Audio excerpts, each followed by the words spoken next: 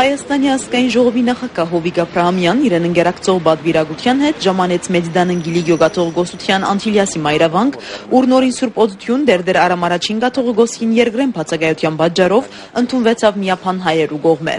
Աբրահամյանն առաջին հերթին զարգեբսակ զդեղեց հայկական ցեղասպանության 1.5 միլիոն զոհերու հիշադակին կանգնեցված նահատակած մադրան թիմաց։ Ապա շրջեցավ գաթողգոսարանի դարբեր բաժինները եւ ցանոթացավ գդարվող բազմաջյուղ աշխատանքներուն։ Հայաստանի ազգային ժողովի նախագահը վեհարանի մեջ ընդունվեցավ միապան հայերու կողմէ։ Հանուն Արամ առաջին գաթողգոսին լուսարարաբեդ Կոմիդաս arczepiskopos Օհանյան Փարիքալուստի խոսք արտասանեց եւ Աբրահամյանի Անտիլիաս այցելությունը համարեց Հայաստանը սփյուռք գործակցության նոր կամուրջը։ Հովիկ Աբրահամյան աբայրեն ընկերակցող բադվիրագության անդամներուն հետ այցելեց հայ գաթողիկե բադրիարքարան, ուր հանդիպում ունեցավ հայ գաթողիկե Ներսես Պետրոս 19-րդ բադրիարքին հետ։ Հայաստանի ազգային ժողովի նախագահը նաեւ այցելեց Մերձավոր Արևելքի հայ ավետարանական եկեղեցիներու միության նախագահ Վերաբադվելի Մգրդիչ Քարագյոզյանին։